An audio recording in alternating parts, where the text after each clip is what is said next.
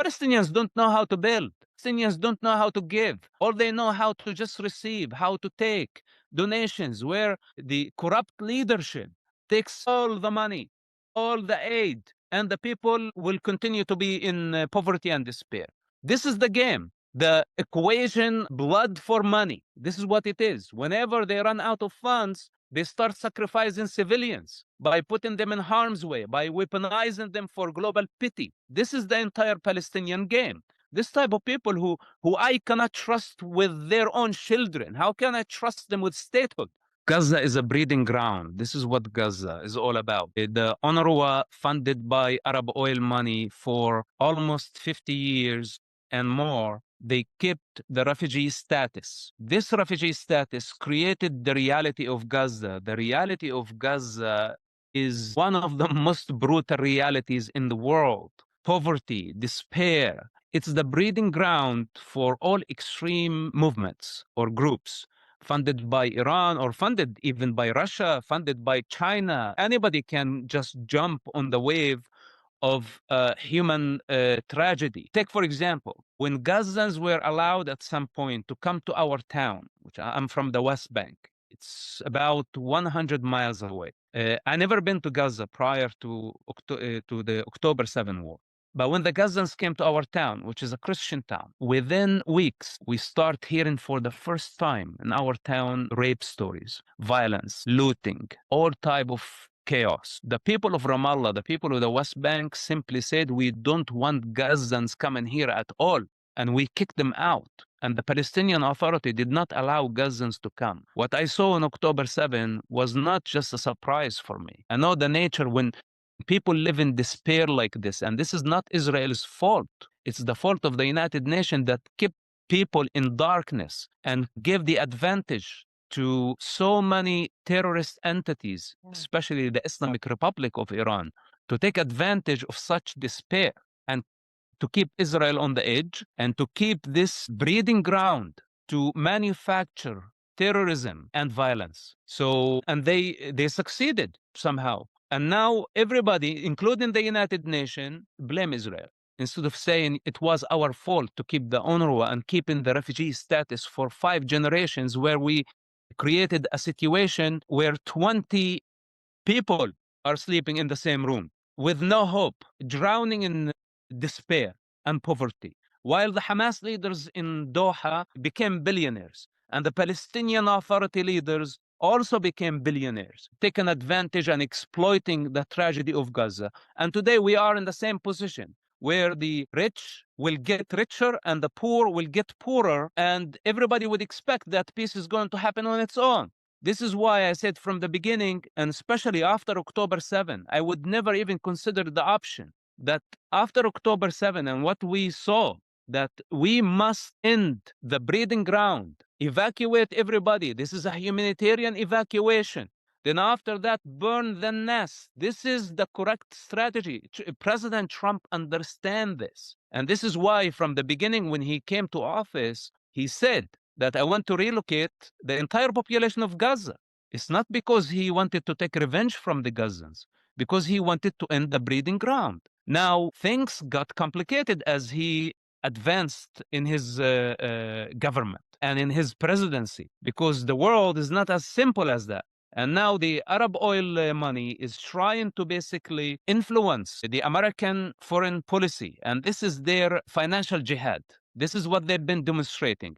And I am afraid that if President Trump would try to please everybody, the Saudi Arabians, the Palestinians, the Israelis, the Americans, the Republicans, the mob on the street, then he may fail to bring peace to the Middle East, and his administration may eventually fail. So this is very, very dangerous gamble. And I think humanitarian evacuation, of course, many are going to come and accuse anybody who's involved, including myself, of ethnic cleansing against the Palestinians. But I don't care about their opinion. We cannot allow this situation to go for eternity. Enough is enough. October 7 was the countdown for Gaza. And if it wasn't for the global outrage that did not want to acknowledge the use of human shields and acknowledge Israel's right to exist, fueled by Muslim hatred around the globe, and people start believing, that Israel is committing genocide. Instead of helping Israel, they stumbled Israel. They functioned as an obstacle in Israel's way to get rid of Hamas. And they encouraged Hamas and they gave Hamas a lifeline. When Hamas looked at the global outrage, they start to believe that they are winning. And this is how we got here. So we must find a solution to this problem. We cannot allow this refugee camp that was supposed to be dismantled 70 years ago to continue forever. And if Gaza to be rebuilt, it must be rebuilt, but not by the standards of Middle Easterners, not by the standards of Palestinians. Palestinians don't know how to build. Palestinians don't know how to give. All they know how to just receive, how to take donations, where the corrupt leadership takes all the money, all the aid, and the people will continue to be in poverty and despair. This is the game. The equation, blood for money. This is what it is. Whenever they run out of funds, they start sacrificing civilians by putting them in harm's way, by weaponizing them for global pity. This is the entire Palestinian game. This type of people who I cannot trust with their own children. How can I trust them with statehood? Then, Europe came to the picture and they rewarded Palestinians, even though they don't have a legitimate leadership. They don't agree on one agenda. They don't have constitution. They don't have a moral compass. They cannot be trusted with their own children. And Western leaders, they just came and said, okay, we recognize a Palestinian state.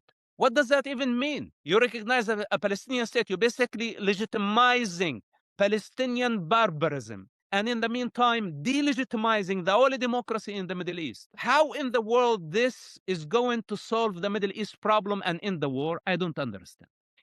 What people don't want to admit, and this is why from the beginning I said that the Muslims need to back off, but they didn't. Instead of calling Hamas out and say, this does not represent us, what you did, they did the opposite. Why? Because it was against Jews. Because it was against Jews, then so many people came to join the crowd, herd mentality. If somebody is saying genocide, everybody start bleating genocide, even though there is no intent of Israel to wipe out Palestinians. If Israel had the intention to wipe out Palestinians, they had the opportunity for 70 years to do that. But we have 2 million Arabs in Israel. We have 3 million Palestinians in the West Bank and 2 million Palestinians in Gaza. And Israel did everything within their ability to help them govern, but they failed miserably. Mahmoud Abbas and the Palestinian Authority failed their task, and Hamas took over Gaza, and for 17 years they have been controlling the Strip. So who takes responsibility for that failure? It wasn't Israel. Mahmoud Abbas had obligation, the Palestinian Authority, according to Oslo peace agreement. They signed an agreement, and it was Israel's security was priority number one as a mean towards peace. But they failed. Mahmoud Abbas failed Israel. Then he hid in the grass, just like a snake, waiting for the moment to exploit Gaza tragedy. And European leaders gave him recognition as the moderate alternative to Hamas. Well, he is not a total failure. If it wasn't for him, Hamas wouldn't be there. If it wasn't for his corruption, Hamas wouldn't even come to power. So, of course, the world is driven by very strong emotions, and people don't want to see people dying on the social media. This is the first war that the entire world had to see on the social media, live streamed from day one. And this is what Hamas understood. And this is what the Iranian intelligence understood. And this is what's even behind them, including Russia and China. They understood that the West could not handle the bloodshed, especially on social media. And look at the division they created. So for them, they succeeded in a big way in delegitimizing Israel, demoralizing the West, and now politicians have been bending. They are all compromising. We came to the point where we had to negotiate with savages. Yeah, I'm very happy about the release of the hostages, for example, but nobody's paying attention that we had to release thousands of mass murderers in return. How could this lead to peace? How could this be the foundation of a lasting peace in the Middle East? I don't think so. So they can lie to themselves and they may achieve ceasefire for a while, even though I don't think it would hold. I don't think so. And if it does, it's eventually the truth is going to remind everybody of the mistakes. You know, October 7, take for example, and I'm sorry for the long answer. October 7 was the outcome actually of Oslo peace agreement. That was basically the payday. And where are the leaders who signed the Oslo agreement? They are all gone. And we are in the same position right now. They will sign the agreements, then the generations to come will have to pay the price, and nobody would be able even to trace the origins of any disaster that could happen in the future. The same way on October 7, nobody was able to see it for what it is. I really don't like the entire alliance between the United States and Qatar. People who sex traffic, buy and sell women in their villa basements in Doha like cattle should not be an ally of the United States. I don't want to say their funding of Al Jazeera propaganda, their funding of terrorism, their financial jihad, and their Muslim brotherhood ideology. Let's put all this on the side. For the Americans to just try to understand it in a simple way, you know, how can we shake the hands of people who buy and sell women like cattle? It's for me, it's not acceptable as an American, as a human being. And if to measure any society or to value any society, I value it in the way they treat women. This is why I have a fundamental problem with the Palestinians. Barbarism is not only about carrying a terrorist attack and beheading people and raping. It's about how a society treats women. And to me, if to be honest with you, there is no difference between Palestinians, Egyptians, Saudi Arabians, even the UAE, that everybody swears by their name and say Dubai, Dubai. I tell them they import women, they buy women. This is prostitution. What really matters, how do they treat their women that bore their children? This is what really matters. And when a society cancel women and humiliate women and treat them as a property, you know what's the outcome? It's a barbaric society. It's a society without any sense of creativity. This is the creative energy of any society, of the universe. Feminine energy. This is the universal design. Nobody can cancel that. To tell me that Qatar right now, after all the crimes and the corruption, it's a country of 2.8 million people with such great influence. And I know that the American government has the biggest base in Qatar, and this is a strategic alliance. But why don't we change that reality? And of course, the attraction when they contribute to the exhausted American economy, $1 trillion or $1.2 trillion, this is a big, fat temptation right there. But what did we pay in return? And who actually is going to pay? At what cost? If you have a 401k or an IRA, please listen. Gold is at record highs. What many people don't know is this: you can move part of your retirement money legally and without tax penalties into physical gold you actually own. Alpha Omega Gold helps you do this through a gold IRA.